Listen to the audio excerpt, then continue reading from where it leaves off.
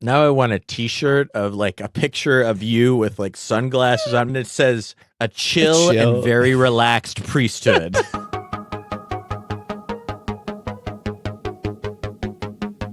hello everyone, and welcome to the Bible Geeks podcast. This is episode 239. I'm Brian Shealy.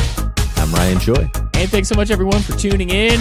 We're in session 12 of the Square One series. So before we get into a really helpful conversation and question that we're going to tackle today, let's follow up from the last episode. In the last conversation, we had this challenge to make a list of questions about the local church membership and ask them next time.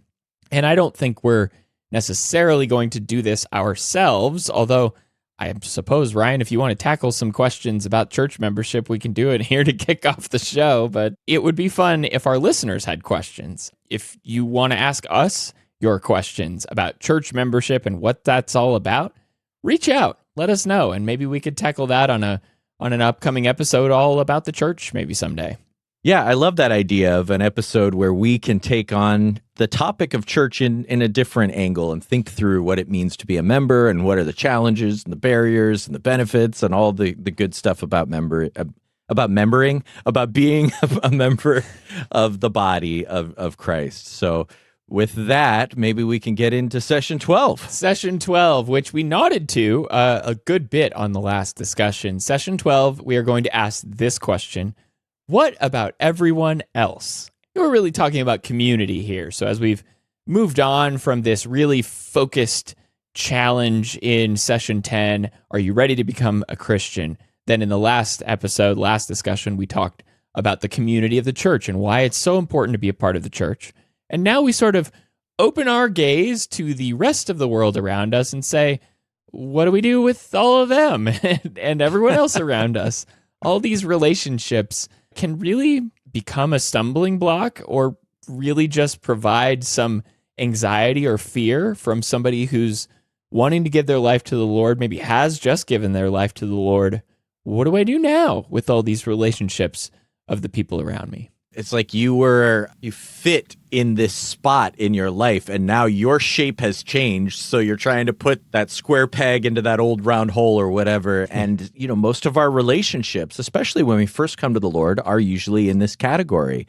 And so your whole life, all these people who are important to you, whether it's in work or your neighborhood or your extended family, what if your spouse or your parents aren't Christians?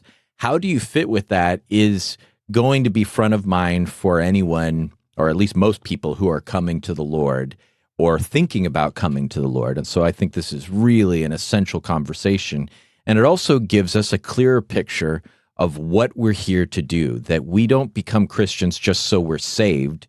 We become Christians so that we can become part of God's work in saving the world and blessing everyone and creating something new. And that will get us into a discussion here about the priesthood, which for some may feel like it's out of place. Like, why suddenly are we talking about priests when we're talking really about our relationship with the world around us? Hopefully it'll become clear here in a little bit. But to muddy the waters quite a bit, we're going to start off in part one with our hook, talking about jobs and our first jobs. And we'll get into our icebreaker question where we get a little personal about our own work history. This is Square One. What about everyone else? Have you ever started a new job where nobody gave you a clear job description? You show up on day one, ready to work, but you have no idea what you're actually supposed to be doing. It's confusing, a little awkward, and you probably spend most of your time just trying to look busy. We all crave purpose, and we want to know what our job is here on earth. The good news is that God doesn't leave us guessing. He gives every Christian a special role and a divine job description. And it's not about blending in or staying quiet. But before we unpack that, let's get into our work history. What was your very first paying job? And what job did you have that you were especially good at? All right, Ryan, what was your first paying job? And has there ever been a job you were actually really good at? Well, there could be differing opinions on that last part, but I think that TCBY, the country's best yogurt. Yogurt, all right, frozen yogurt. Yeah, frozen yogurt was my first job. That was on Kauai when I was 16, and I loved it. It was a great job, a great high school job.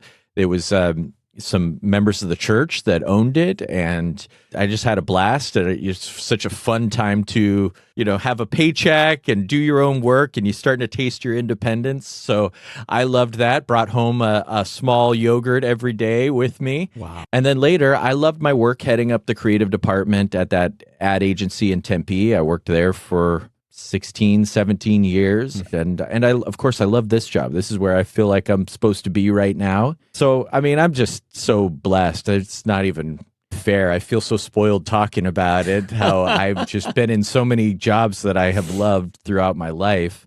What about you? What was your first job? And have you ever had a job that you were good at? I love that you didn't say actually good at. My first paying job was at PacSun, or I guess as it used to be called. I remember that. Pacific Sunwear. It was in the mall. Paradise Valley Mall. Paradise Valley Mall. And it was a job, I guess. It was fun, I suppose. But one that I was especially good at. Look, I have monkey hands. And so I was one of the only people at Starbucks when I worked there who could carry 8 gallons of milk from the back room to the front refrigerators. It was amazing. I loved that job so much, and I was really good at it. Like, I could knock out a line of customers' drinks faster than most people could. I loved all of the ins and outs of calling out drinks, and now it's like automated by robots, and I'm not sure I'd want to work there anymore. But at the time, I really loved it. I was very good at it. And I'm not sure I've ever found proficiency in any job since then, like I did in that moment. But yeah, fun times. You are, yes, definitely a born barista. And that is central to your unique skill set. And you have made coffee beautifully for me many times. Well, thank you, sir. All right, so let's get into part 2 here in our discussion, where we get into this idea of purpose quite a bit more, looking at some of the things that Jesus said in his famous Sermon on the Mount, and we'll get into the big idea and the reach out question. Let's get into it and become a light to the world. So far, we've considered our changed relationship with Christ and with his church. But what about everyone else? What's our new purpose in the world? In his most famous sermon, Jesus gives us 2 powerful images for our new job description, and both are about being noticeably different. First, he calls us the salt of the earth. What good is salt if it isn't salty? Its whole purpose is to bring flavor and preservation to what you add to it. If we as Christians completely blend in and lose our distinctiveness, Jesus says we become as useless as flavorless salt, good for nothing. Our new relationship with the world calls us to stand out as his followers. Then Jesus says, we're the light of the world. And he points out the obvious. You don't light a lamp just to hide it under a basket. The whole reason light shines in the dark is so people can see. He tells us to let our light, our good works, shine before others, not for our glory, but so that they will see our actions and give glory back to our Father in heaven. It's not about us, but again, we're challenged to stand out as his messengers on earth. So here's the big idea. God sends us into the world to reflect his light in the darkness. You may have noticed that the Bible can be quite blunt about our changed relationship with the world. Like when Peter says, the time for living like everyone else is officially over. We've already spent enough of our lives doing what the Gentiles want to do, chasing after sinful passions, living for wild parties, and running with the wrong crowd. Because our purpose has radically shifted, heads up, when we stop participating, our old friends will be surprised and may even speak badly of us for no longer joining them like we used to. So, get ready for people to notice your changed life, and don't let their comments or treatment discourage you. So are there any relationships you fear might change significantly when they learn about your commitment to Christ? How so? Okay, so I think this is a really fair question as a reach out question goes. I think we've all had a connection to this idea that our relationships might change or could change, and the fear surrounding that. How does that affect you? Yeah, I mean, this does continue to happen. It's happened a lot in my life. I try to be open early about who I am when I'm meeting people, but whenever you have an existing relationship with someone and then you take this turn, you start to become unrecognizable, frustratingly to sometimes to people, I think. But I think for me, just talking personally, it's a central part of my life, and it's easier for me personally because it's my job to just make it clear to people. But it also, I think, makes it a little weirder for them. Like the job is the thing rather than your faith. But I think, just to get to the core of it, we have to accept that part of our purpose is to be different right next to people. Just to stand for something as we live beside them challenges them. Just that existence of you as a holy person right next to and in the midst of all that isn't holy, that isn't loving, that isn't good, is going to be disruptive in mostly good ways, but in sometimes unpleasant ways for people. And I think just like accepting that has been helpful to me.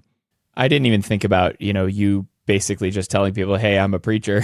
I mean, that does kind of give someone a little bit more of a antennas up kind of situation in your regard. But I feel like it's easy for me to explain to somebody or to represent myself well as a Christian to somebody who I don't know very well. Just somebody who I meet. It's easier to do that, whether or not they're going to like accept me or not is not going to change tomorrow because I won't have seen them again or anything like that. But when it's like somebody who's deeply connected to you, trying to make sure that my life is a reflection of Jesus all the time so that there isn't those moments where they can turn to me and, as they know me really well, being related to me somehow, turn to me and kind of throw that back in my face as hypocrisy. And that's going to happen, right? Like we talked about it last time. We're broken people. We're messed up. We've got a lot of problems. We're working through some stuff. But just that pressure in a marriage to represent yourself well to your spouse, to be a good influence on them, maybe if they're not even a believer, but even if they are, just to make sure you're always presenting your faith in the most honest and real way, but also being holy and being righteous and doing all those things in a way that leads your spouse well. But I don't know. I mean, I think for me, the idea that Jesus just calls it out, right? And talks about the division that he's called for, he didn't come to bring peace, but a sword. And so Jesus doesn't want us to be comfortable in our relationships with our family. He wants us to choose him first. There are no family relationships that come before God. That changing relationship, I'm going to place less weight on my connection with, my aunt or my uncle who don't believe in the Lord, or I'm going to place less weight on those kinds of people in my close circle who don't have that kind of love for Jesus, who aren't leading me to Jesus. But then at the same time, I also turn around and try to be a good influence on them. So it is a changing relationship. I like how you described it. It's like, being a square peg for a real long time and then suddenly becoming a round one and trying to figure out how to work in that same reality. And what you're talking about, I think, just highlights the connection between the last discussion and this one. Yeah, it does. Because if we're community people, we're tribal type people, just like naturally, right? And to be thrown out of the tribe and to have this sense that you are dangerously on the edge of not being part of your friend group, or your girlfriend might not like you anymore, or your best friend isn't your best friend anymore, or whatever it is, it's really just, it's terrifying to think of that just naturally. So you need a different tribe as quickly as possible. Yes. So that it's not like you're rejecting these people, but where you're rooted in this counterculture so that the culture around you isn't as strong in the way it molds you, and the pressure of your peers is coming more so from a different peer group than from the one that you lived in for so long. Helping us to see the progression, right? Having just talked about the church and now talking about this otherworldly relationship with the world around us and that changing dynamic that we have, it is absolutely a safety net, to know that like we have a family. Even if our earthly family rejects us, we have a family. And then moving into part 3, I think this is taken even further as we get into a reading of 1 Peter 2, verses 4 to 17. Yeah, we could have just camped in 1 Peter for sure. But we're going to read 1 Peter 2, verses 4 to 17 together, and then we'll talk about this question that comes from the reading. Following Jesus really does make us different. It's life-changing, and that change can create real tension in our relationships. The Apostle Peter understood this struggle well, and he wrote to believers who were trying to figure out how to live as sojourners and exiles in a world that didn't always understand them. In his letter, he lays out our new identity as living stones and a royal priesthood, called out of darkness to proclaim God's marvelous light. Read 1 Peter 2, verses 4 to 17 together, paying close attention to the practical instructions he gives for living honorably among those who don't yet believe. After reading, take some time to discuss it. How should we interact with the world as his priests? Okay, so I'll start here. 1 Peter 2, verse 4. As you come to him, a living stone rejected by men, but in the sight of God, chosen and precious, you yourselves, like living stones, are being built up as a spiritual house, to be a holy priesthood, to offer spiritual sacrifices acceptable to God through Jesus Christ. For it stands in Scripture, "Behold, I am laying in Zion a cornerstone, chosen and precious, and whoever believes in him will not be put to shame." So the honor is for you who believe. But for those who do not believe, the stone that the builders rejected has become the cornerstone, and a stone of stumbling and a rock of offense. They stumble because they disobey the word, as they were destined to do. But you are a chosen race, a royal priesthood, a holy nation, a people for his own possessions, that you may proclaim the excellencies of him who called you out of darkness into his marvelous light. Once you were not a people, but now you are God's people. Once you had not received mercy, but now you have received mercy. Beloved, I urge you as sojourners and exiles to abstain from the passions of the flesh, which wage war against your soul. Keep your conduct among the Gentiles honorable, so that when they speak against you as evildoers, they may see your good deeds and glorify God on the day of visitation. Be subject for the Lord's sake to every human institution, whether it be to the emperor as supreme, or to governors as sent by him to punish those who do evil and to praise those who do good. For this is the will of God, that by doing good you should put to silence the ignorance of foolish people. Live as people who are free, not using your freedom as a cover-up for evil, but living as servants of God. Honor everyone, love the brotherhood, fear God, honor the emperor. It seems like such a difficult spot to end there in that reading. Honor everyone, love the brotherhood, fear God, honor the emperor. It's like, wow, there's a lot to unpack there. But getting into this question that we asked, how should we interact with the world as his priests?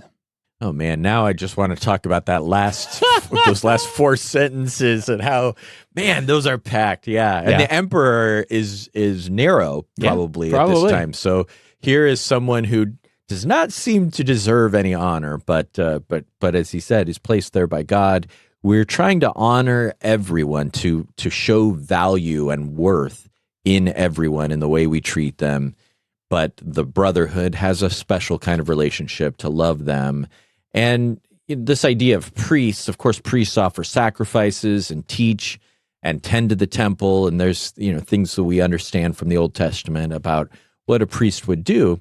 But in all that, I find it so helpful to boil priesthood down to that in-between role, where as a nation of priests, we represent God to the world and we represent the world to God. And you think about Moses, right? Or think about, the Levitical priests. Think about Jesus, who came and represents God the Father in the way he shows us who he is and teaches us. and represents the world to God as the great intercessor. And just as Israel's priests represented the people as they went before God, we bring our prayers before him, interceding for those who don't know him. It's not that God can't hear anybody else's prayers, but they don't have the same relationship we have. Their sins have created a separation, just as ours did, but now we've been called into this special relationship, and we can pray for them, and we can bring a blessing. And so the priests of the Levitical priesthood in number 6 were given a blessing that reflects the Christian blessing that we see all of the letters of the New Testament start with, that we are to speak peace and grace on them from God. May you have God's shalom. And so we bring that blessing from God to people, but we also, just like Israel did, just like Israel's priests did for the people, we teach them and we serve them and we help them follow the Lord in holiness. We bring God's message and light and holiness to the world. And so that kind of standing in between role just helps me get a shorthand for what I'm doing here. I'm worshiping God all the time, and I'm in communion with God, and I'm bringing my concern for all of those around me to God, but I'm also representing God to them. You reference back to Israel, right, in the Levitical priesthood, but even before, or I suppose while the Levitical priesthood was being set up, like in Exodus 19, when all of Israel is at Mount Sinai, God is telling Moses to tell the people, I want you to be a kingdom of priests and a holy nation. Like the idea is not that like I want certain people to be priests, although Levitical priesthood was absolutely in play as a part of all of that. But like he wanted everybody to be a representative of him to the rest of the world. And he still wants that today. That hasn't changed. And so I think what Peter is really boiling it all down and saying here is that our main job is to live honorable lives that force people to reconsider who God is. That means that we, as he talks about here, we abstain from fleshly lusts, which wage war against our souls. And when we're treated poorly, we acknowledge that we have a duty to honor people, because establishing ourselves here on this earth is not what this is all about.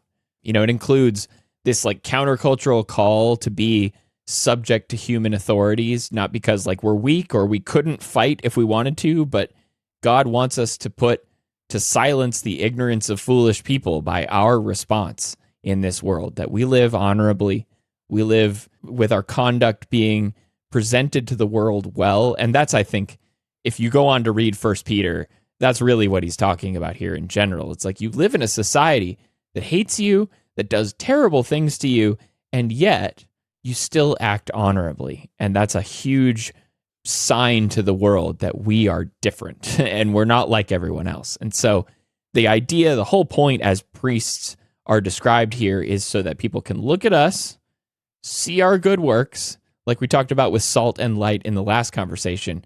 They may speak against us, but someday, maybe, hopefully, they'll glorify God, because it's just undeniable the good that they've seen in us.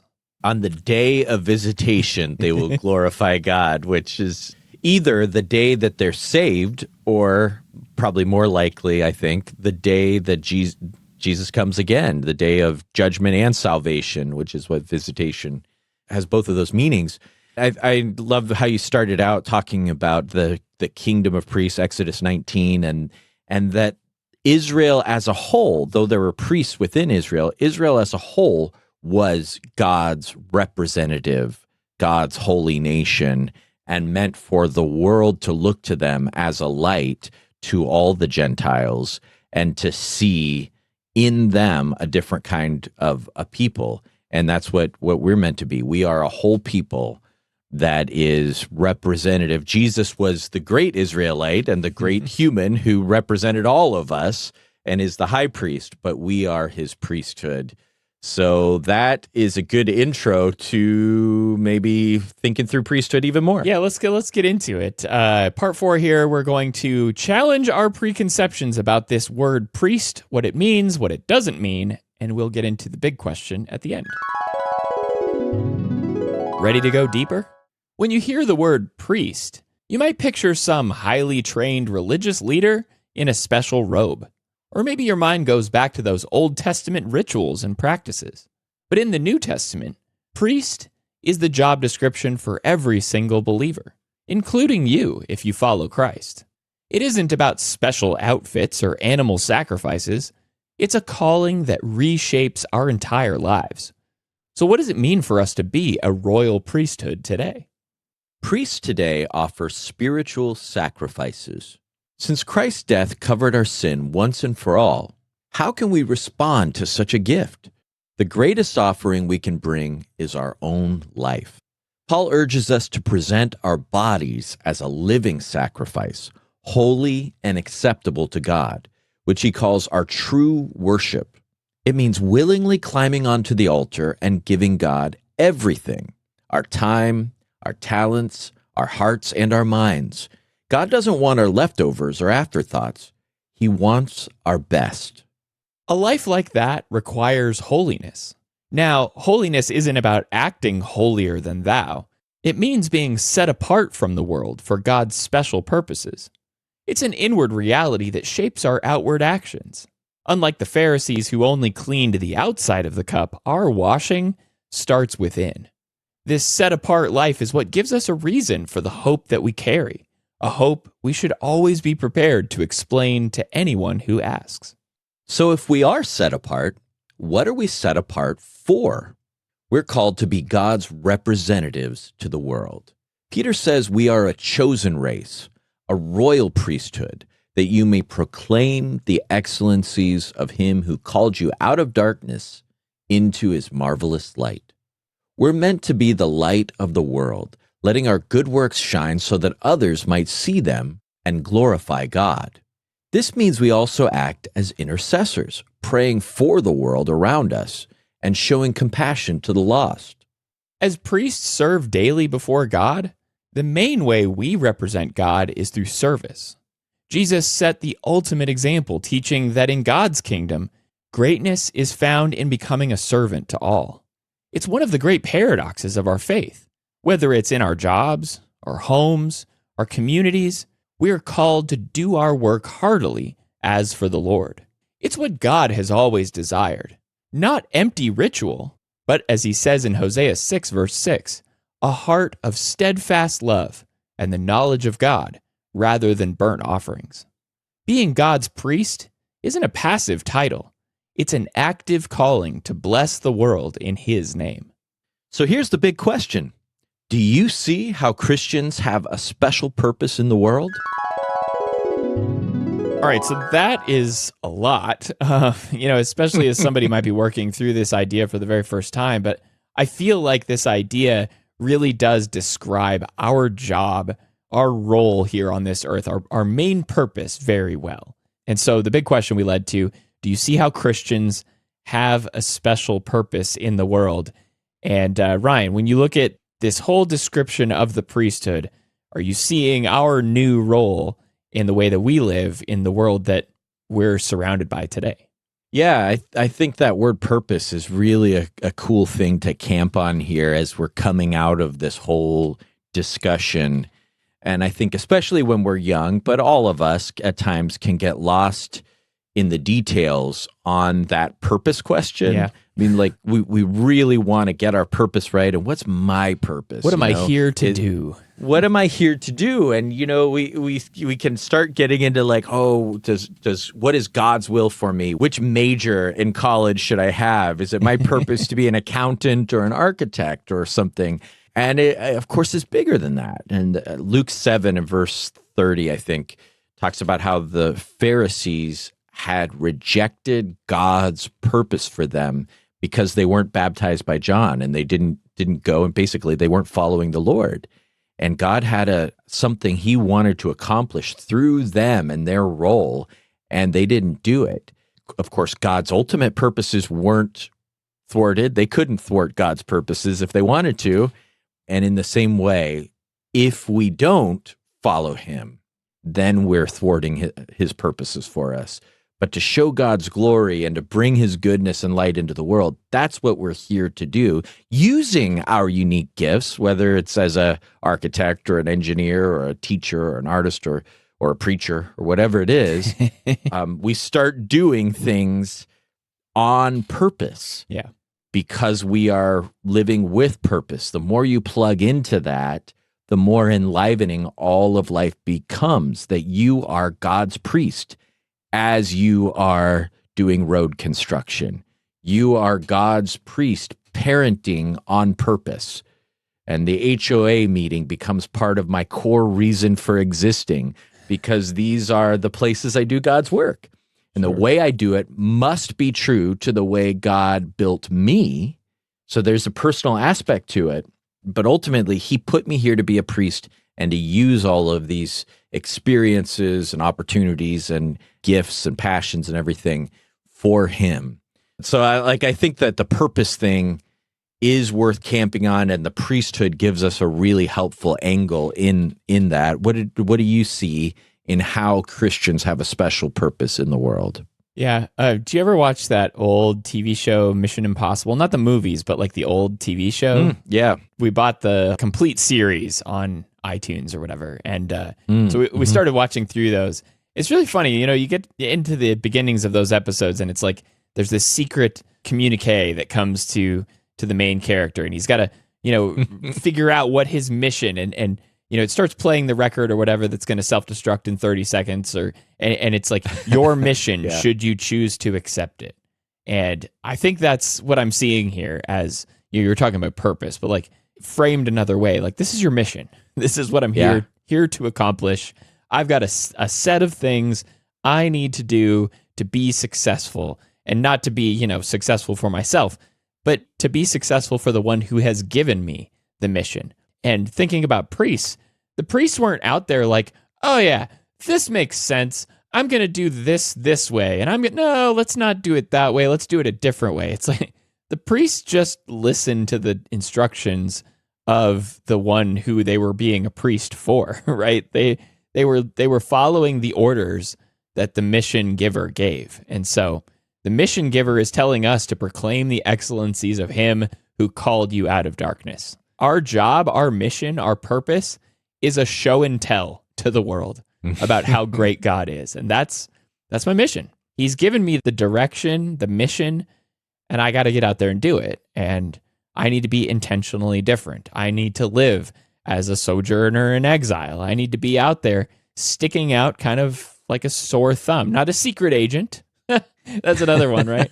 Like, I don't need to be hiding in the shadows, or my mission is to be really visible, as this show and tell kind of lifestyle would portray. And so ultimately, every part of the change in my life is for the purpose of glorifying God through Jesus, so that everything that I do is about that purpose of helping people see who God is, who Jesus is, and why they transformed me in such an amazing way, and how they can do that for others too. And so thinking about my role in the world, I've got a mission.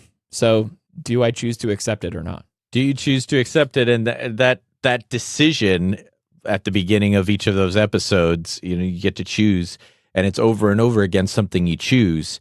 And I think it's easy to talk about all of this. Like, we have a reason, we have a job to do, but it does change the way you live whenever every day you decide to accept the mission. Sure. It is a choice that you live on mission. Everything you do is as someone that's on a mission to do this and do this well as God's representative.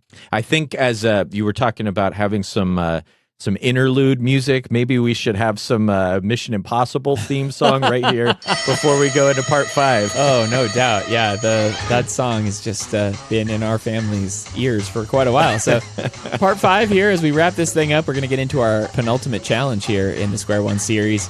We'll look ahead to the final conversation that we'll have in session 13, and then we'll offer a closing blessing. Our purpose in life as God's servants leaves us looking around at the people in our circle for ways to bless them. So this week, Tell someone you care about something important you've learned in these discussions. As you start the next conversation, take a moment to talk about how that went. We're nearing the end of these conversations, so in our final discussion from the Square One series, we'll pause and reflect on where we've come and consider what's next on the road ahead. Jesus said that a disciple who is fully trained will be like his teacher. But how do we train under him, become more like him, and grow closer to him? As we'll see, it's a lifelong journey that starts whenever you're ready to go all in with him. But until then, may God's name be glorified in us to the ends of all the earth. All I can think of is take one, pass it down. As I think about the opportunity we have to tell somebody that you care about something important you've learned in these discussions. If you're actually having these conversations with somebody and you've gone all the way to session 12 here, you've covered a lot of ground, and asking them to just take something they've learned, an insight that they've found, and pass it along to someone else, it's a real easy way for us to encourage somebody to start being a priest of service to others in this world. Yeah, and hopefully start talking about all of this stuff that you've been in beyond these conversations, wherever somebody is, if they're a Christian or if they're just still thinking through it. They're at this point now, as we get towards the end of this, where they should be breaking the seal on their interest in Christ with it's like when you first buy the ketchup bottle, you unscrew the squeeze bottle top and you take the seal off. And then once you put the lid back on, then it can all start to come out, intentionally. But at first, everything feels bottled up when you're first thinking through everything internally. Yeah. And maybe people don't know about, that's a weird metaphor, I love guess. it. But I think people it's maybe great. don't know about this thing that you're going through that's inside of you Yep. and that you're working through. But you got to start letting it out, and this first conversation, this first challenge maybe breaks that seal, and it starts to get more natural. Man, how frustrating it is when you want the ketchup, but that seal is on there and you don't know it, and you're just fighting it. And how much easier it is when you just take that little piece of plastic off of there. All right, so let's get into our closer look for our thoughts on leading this discussion. Number one, perhaps we better take an away team down and have a closer look. I don't know if this is accurate, maybe not, but I kind of viewed this in the Square One progression as our version of the Great Commission. Sort of, Yeah, sort of. Kind of the same idea. Okay, you know what you need to do. You know why you need to do it. We've challenged you to commit your life to the Lord. Hopefully they have. Here's this great community of people that you can do this work with. Now go. Yeah, I could even see putting this one together with 13, next one, as the Great Commission, where you're, okay, we're going to leave you with this, sending you out, and lo, I am with you always, Jesus says. Jesus is going to be with you. You follow him. You keep obeying. You teach others, and go and do likewise. And I think a part of this whole discussion is addressing that people out there don't seem to like Christians very much. And I think it gets exaggerated sometimes in media, depending on context, depending on where you are. But I think there's a general distrust in the world, and those who aren't in Christ just not so sure what to make of us. And you can get the impression that Christians don't like the world either. We don't like people that aren't Christians. They're the worst, and we don't want any association with them.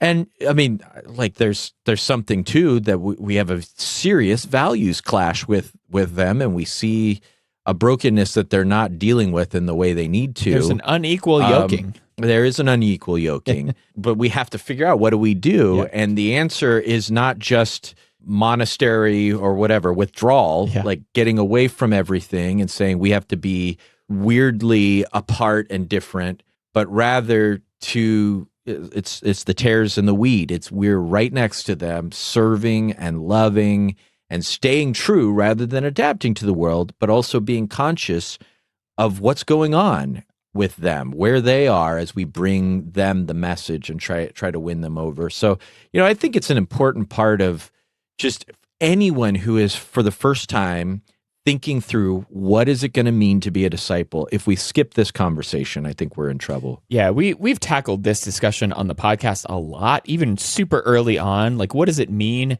to live holy lives?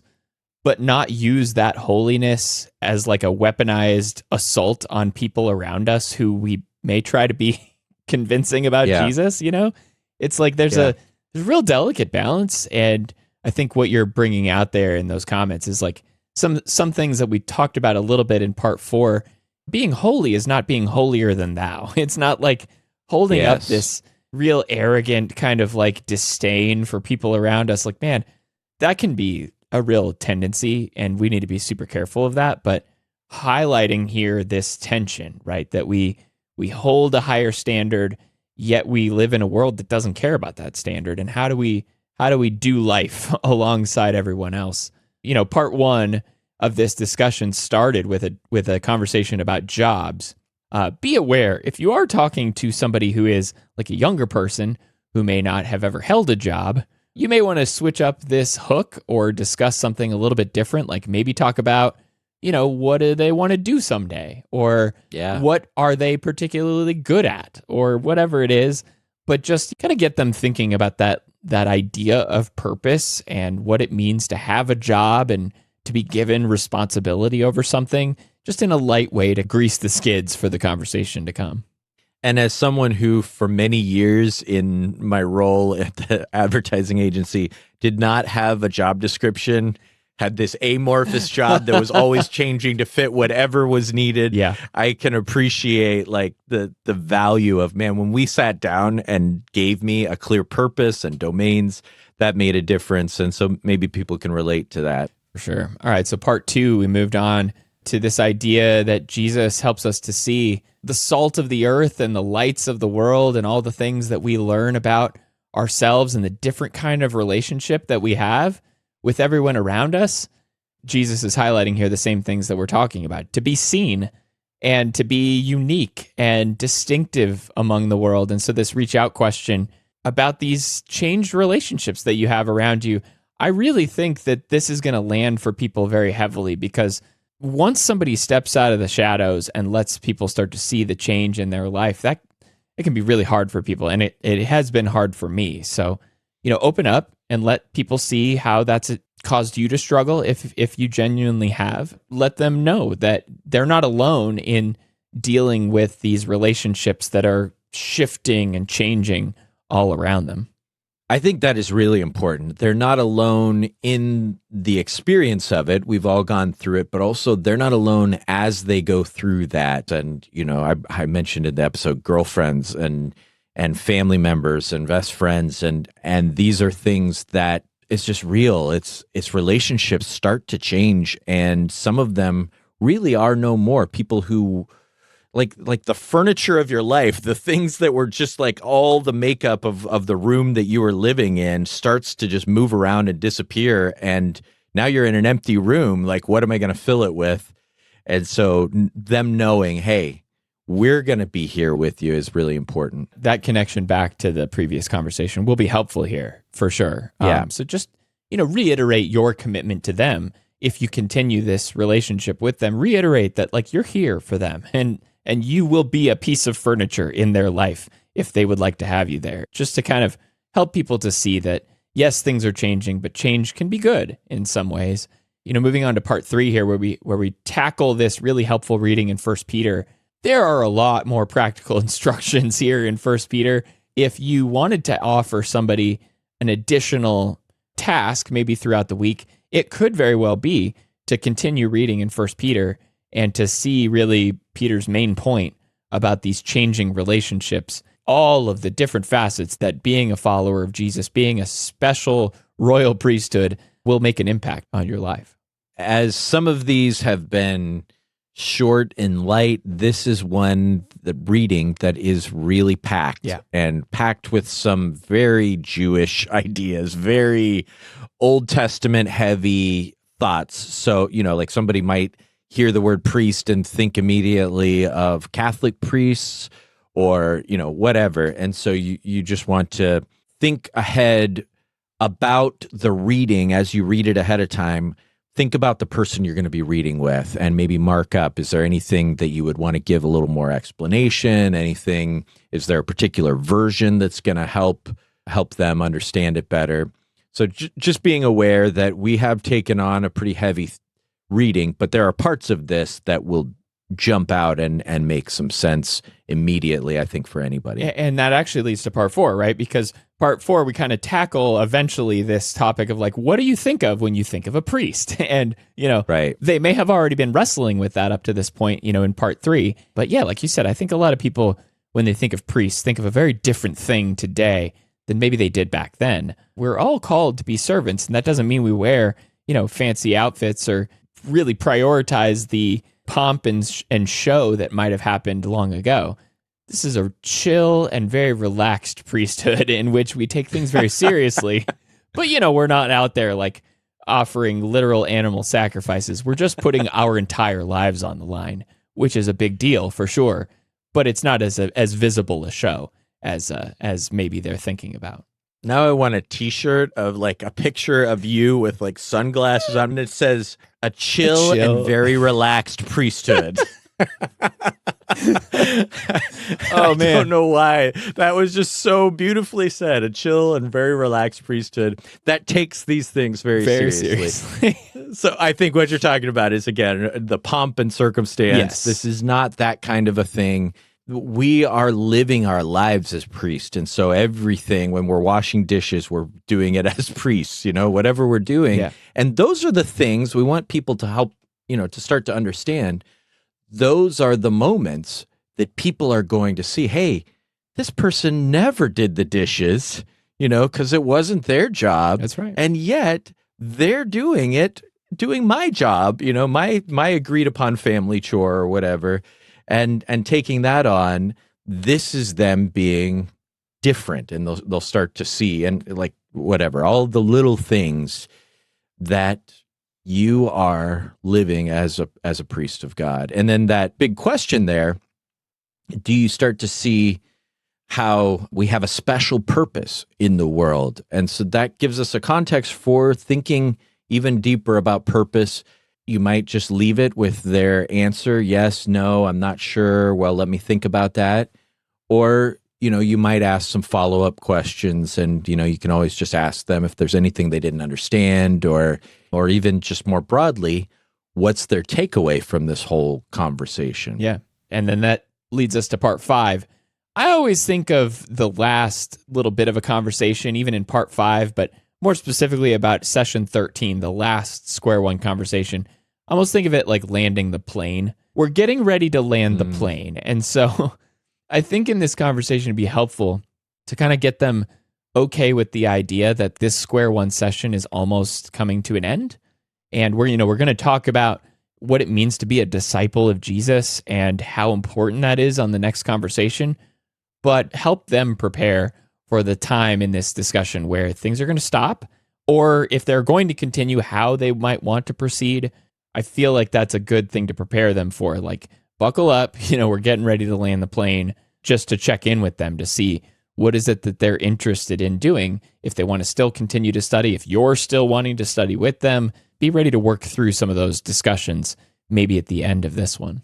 Yeah, it's an opportunity to appreciate that they have been on this journey with you, Yes. Even ahead of that next one, and and announce, hey, we almost made it. We almost went through this whole thing. And I love the way you put that, landing the plane and helping them to just start thinking. You don't want to get to the end of that and not have any idea and be like, okay, and look around and look at each other and I don't know what to do next.